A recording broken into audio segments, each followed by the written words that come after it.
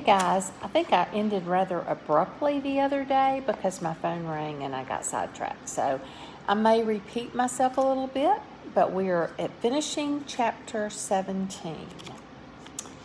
But something did happen, a small thing. I was aware of stepping over a line, of taking one step into territory new to me. It was a territory of peace, of silence. I had never experienced such utter silence before, such stillness. The commotion within me went on, but at a lower volume, as if someone had turned down my dial. And an eerie thing happened. While I never did totally lose awareness of myself, I believe I did, so to speak, lose Cinnamon. I no longer felt his pulse, his presence in my hands. It seemed we were no longer separate, but were one. When the sun fell behind the mountains, I felt as if faint coolness on my face. I don't know how long my eyes were closed. When I opened them, she was gone. Alarmed, I jerked around. She was standing off a way, smiling. Evening had come. While my eyes were closed, the mountain's dusky lavender had drifted over the desert. We put on our shoes. We headed for the highway. I expected her to interrogate me, but she did not. One moment the moon was not there, and then it was, then one bright star. We walked across the desert hand in hand, saying nothing. I do think I'd already read that part, but that's okay. It's just a little review. That's when they finished their meditation in the desert, and I had asked you guys to kind of pretend like you could do that, like just try to be really still and silent and see what you notice. So here's chapter 18. We were alone. We were the only ones in school. At least that's how it seemed in the following days. As I went about my day, I felt her going about hers. I sensed her movement, her presence in distant parts of the building. Walking in the halls between classes, I didn't have to see her. I knew she was there, unseen in the mob, heading my way, about to turn a corner 5 classroom doors down. I honed in on the beacon of her smile. As we approached each other, the noise and the students around us melted away, and we were utterly alone. Passing, smiling, holding each other's eyes, floors and walls gone, 2 people in a universe of space and stars. My, oh my, are they really crazy in love? I think so. And then one day I began to discover that we were more alone than I had dreamed. It was Thursday. Normally on that day after 3rd period, Stargirl and I would pass each other on the 2nd floor around the teacher's lounge. We would smile and say hi and continue on our ways to our separate classes. On this day, impulsively, I fell in alongside her. "How about an escort?" I said. She grinned shyly. "Anybody in mind?" We touched little fingers and walked on. Her next class was on the 1st floor, so we went down the nearest stairway. We were walking side by side. That's when I noticed no one spoke to us. No one nodded to us. No one smiled at us. No one looked at us. A crowded stairway, and no shoulder, no sleeve brushed us.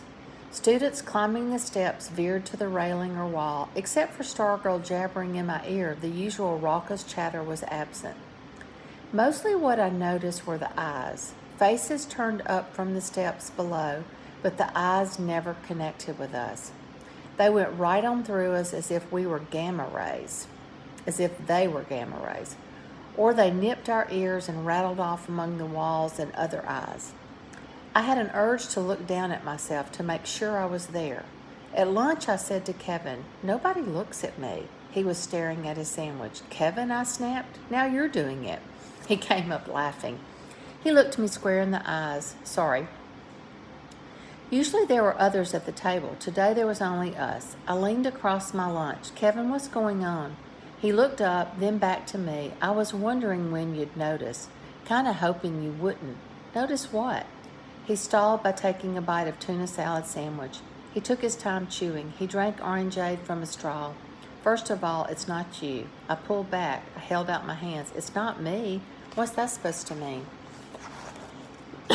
Excuse me. "It's who you're with." I sat there blinking, staring at him. "Stargirl?" He nodded. "Okay," I said. "So?" He stared at me some more, chewed, swallowed, sipped, looked away, looked back. They're not talking to her. The words didn't stick. What do you mean? Who's they? He cocked his head at the sea of tables and eaters. Them. Who's them? I said, too unhinged to laugh at my grammar. He wet his lip. All of them, he shrugged.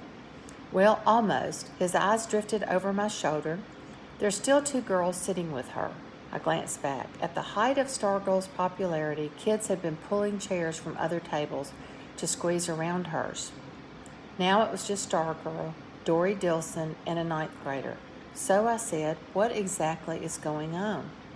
He sipped from his straw. The silent treatment is going on. Nobody's talking to her. It still wasn't sticking. What do you mean nobody's talking to her? What? Did everybody have a meeting in the gym and vote on it? It wasn't that official. It just happened. Got up steam. I gaped at him. When? When did it start? How? Why? I was beginning to screech. I don't know exactly. After the basketball stuff, I guess. That really ticked off a lot of people. The basketball stuff, he nodded. The basketball stuff, I repeated dumbly. He put down his sandwich. Leo, don't act like you don't know what I'm talking about. Cheering for the other team? What do you think? People thought that was cute? It was her, Kevin. It was harmless. Weird maybe, but harmless. But it was her. He nodded slowly. Yeah, well, I guess that's what I'm saying. It's not just one thing she did. It's everything. Don't tell me that you've never noticed. Remember a certain tomato? Kevin, a couple of months ago, everybody stood and cheered in the auditorium when she won the oratorical contest. Hey, he gestured defensively, tell them. One person threw the tomato. One. Kevin snickered. Yeah, and 1,000 wanted to. Did you notice the cheers when it happened? People blame her for the team losing, for one undefeated season going down the toilet. I wasn't sure Kevin was still talking about them. Kevin, I felt myself pleading, she was only a cheerleader. Leo, he was pointing, you asked me what was going on, and I told you. He stood up and took his tray to the belt. I stared at the empty chair until he returned. Kevin, the happy birthday songs, the Valentine cards, all the nice things she does for people, doesn't that count for something? The bell rang. He got up, he gathered his books, he shrugged. I guess not. For the rest of the day and the next, I grew increasingly paranoid. Walking with her in and around the school, I was intensely aware that the nature of our aloneness had changed. It was no longer a cozy tunnel of love, sweetness, but a chilling isolation. We never had to veer, never had to make way for someone else. Everyone made way for us. Hallway crowds fell away from us, except for Hillary Kimball. Whenever we passed her, she tilted toward us with a gloating smirk on her face. As for Stargirl, she didn't seem to notice. She jabbered constantly in my ear. While I smiled and nodded to her, frost formed on the back of my neck. Chapter 19. The Amish in Pennsylvania have a word for it. What's that? I said. Shunning. Okay, that's a great word, guys. Shunning. I want you to look it up. Shunning. I was at Archie's. I had to talk to someone. Well, that's what's happening. The shunnee, so to speak, has gotten himself in Dutch with the church, so he's excommunicated. The whole community is in on it. Unless he repents, nobody speaks to him for the rest of his life, not even his family. What? That's right, not even his family. What about his wife? Wife, kids, everybody. His pipe had gone out. He relit it with a stick match. I believe the idea is to drive him away, but some stay, continue working the farm, having dinner. If he passes the salt to his wife, she ignores it. If the bishop had his way, the pigs and the chicken would ignore him. It's as if he doesn't exist. I nodded. I know the feeling. Now, guys, that was a little confusing, but here Archie is telling him what happens to the Amish people in Pennsylvania when someone does something wrong and the community shuns him. And so Leo is saying that's how he feels, like that he's invisible. Nobody's talking to him. We were on the back porch. I stared out at Sonora Socorro. He said, does it happen to you when you're not with her? No, I said. At least I don't think so. But I'm with her. I feel like it's aimed at me too. A small pipe cloud left the corner of his mouth. He smiled sadly. Poor dolphin, caught in a tuna net. I picked up Barney, the Paleocene rodent skull. I wondered if someone would be holding Cinnamon's head 60 million years from now. So what should I do? Archie waved his hand. Oh, well, that's the easy part. Stay away from her. Your problem is kaput.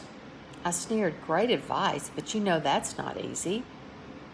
He did know, of course, but he wanted me to say it. I told him about the Valentine, the night in her driveway, the walk in the desert. The question that came in mind then sounded silly, but it persisted. Do you believe in enchanted places? He took his pipe from his mouth and looked straight at me. Absolutely.